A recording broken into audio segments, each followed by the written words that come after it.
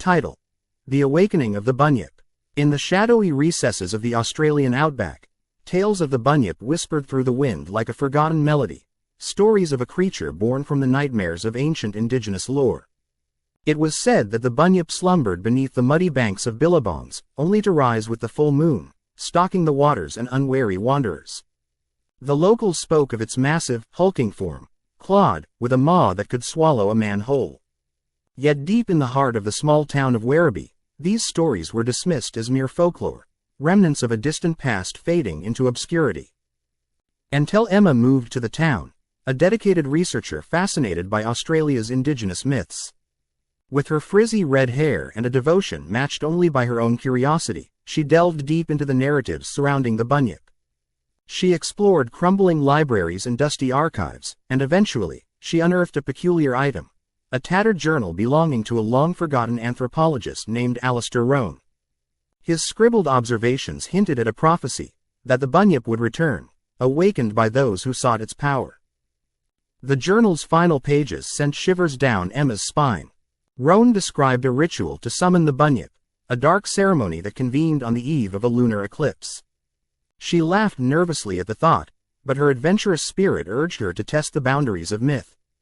She gathered candles, a bowl of water from the nearby billabong, and a few local herbs thought to be sacred. As dusk fell, the town settled into an uneasy slumber. She trekked to the silent shores of the billabong under the ominous glow of the moon. Emma arranged her ceremonial circle with trembling hands, the air thick with anticipation. She couldn't shake the feeling that her actions might awaken something far more potent than mere folklore. "Bunyip of the darkened waters, hear my call," she recited, her voice quivering. The forest lay unnaturally quiet as she chanted the incantation from Rowan's journal, murmuring words she barely understood. A breeze rustled the leaves and washed across her skin, carrying an electric tingle that deepened as the moon hung more directly overhead. Ripples broke the surface of the water, darker than the depths, as if some unseen force churned beneath. The candles flickered violently, casting long shadows that twisted and danced like specters. Emma held her breath, her heart racing. Out of the water's depths, something stirred, a massive shape emerged. With every inch revealed, darkness cascaded around it as the creature pulled itself free from its ancient grave. Its hide was slick and gleaming, marked by grotesque ridges and bulging eyes that craved the light. The bunyip had awakened. Emma stumbled back, her voice lost in the growing cacophony of howling winds and thrashing waters. The bunyip's growl echoed through the night, a harbinger of malice and hunger. Emma's mind raced. She had envisioned an encounter with a myth, but now stood face to face with a primal terror.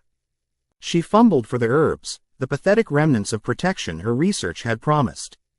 The bunyip's predator instinct flared, and the water surged violently around it, as it took its first, heavy steps from the billabong. From beneath the surface, screams erupted, horrific and unearthly. The screams of long-lost souls, the bunyip's victims echoing in the night air. Realization struck Emma with a chilling clarity. The bunyip was more than a creature of possession. It was the torment of those who had written unwittingly into its history. As Emma stumbled back, her eyes locked onto the creature now towering before her. The bunyip lunged, dark claws outstretched, intent on devouring the enigma that dared to disturb its slumber. Emma's instincts took over, and she dashed into the woods, branches clawing at her skin. Behind her, the furious roars of the bunyip harmonized with the shadows in wild pursuit. "Help me, someone help!"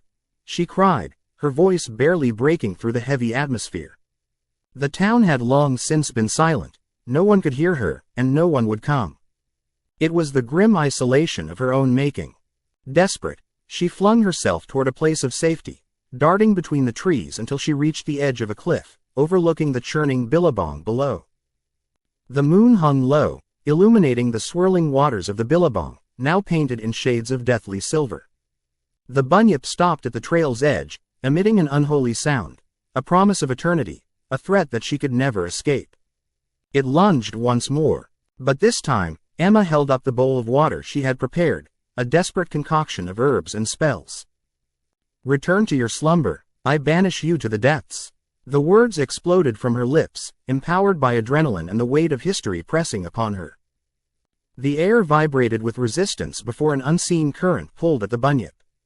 With one final roar, the creature twisted as if caught in chains, dragging back into the depths, slowly retracting into the waters. The moon dimmed for a moment, and a stillness settled around the billabong. Breathless and shaken, Emma crawled backward to the cliff's edge, unwilling to look back. The air was silent once more, as if the myth had returned to its long-forgotten slumber. Only the echo of her terrified heart remained. Looming on the edge of darkness, the stories she sought would remain just that, stories. Emma stumbled back into town, feeling the weight of myth turn to reality upon her shoulders. No longer was the bunyip just a tale. She had become part of its history, a tether binding her forever to the very darkness she had sought to unveil. And through every full moon, as shadows crept across Werribee, she'd hear the faint howls of the bunyip, lurking, waiting for its next call.